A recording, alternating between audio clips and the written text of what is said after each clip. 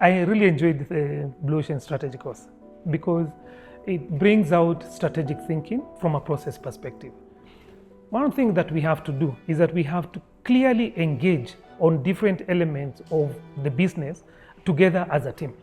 We have to sit together, look at what are the parameters of competing, how do we want to change this business, what process are we going to use to be able to come up with a strategy for the business. Where I see where we probably, maybe we need to continuously improve on is the element of, we pick tidbits of elements of strategy, then we run with it. That becomes disjointed. Our strategy needs to be holistically, from a 360 perspective, grounded on the consumer and the customer. Now, whatever tactics we're going to put in and whatever processes we're going to put in, let us ask ourselves, how do those processes and how do those tactics enable the customer to make us as the best choice for themselves, for the brands that we actually market. And that is what Blue Ocean does. It just brings out everything that everybody knows from different corners of the organization into one concise strategy. Strategy is not numbers. It's actually not numbers. And the more we focus on numbers, the more we miss the fact that at the end of the day, numbers are brought by customers. So you have to have the customers before you have the numbers. Very many different people will tell you very many different definitions of strategy. Even today, when you sit with people in organizations, they'll tell you strategy is this. Every single person has their own different way of looking at it. When I was doing my MBA and the lecturer, actually the course is called Strategy in Action, University of Leicester in the UK.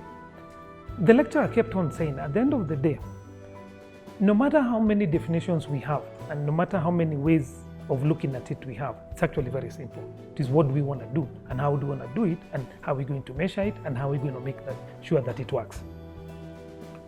At the core of that thinking of strategy is figuring out at the end of the day why the different people in the purchase journey will engage you and actually will want to buy what you're selling. And if you're selling something that people love and people want to buy, always remember that somebody else will come and want to disrupt that market because everybody wants to win and people copy. We've seen in our industry, a lot of people copy whatever we do. Now we need to think, how do you change the current buying behavior using knowledge that you have in the market so that you're able to give customers more of what you sell for them to be able to feel the value of what you're selling. We need to stop selling one product which is going to be at the end of the day comparable to others. What we need to sell is value. And we need to ask ourselves, how do we conveniently sell value to customers? Because if you look at the business of M-Pesa today, it is value. It's actually convenience. It's that I don't have to move from where I am, isn't it? So we have to think like that when it comes to construction. And we have to think about that when we want to build steel buildings.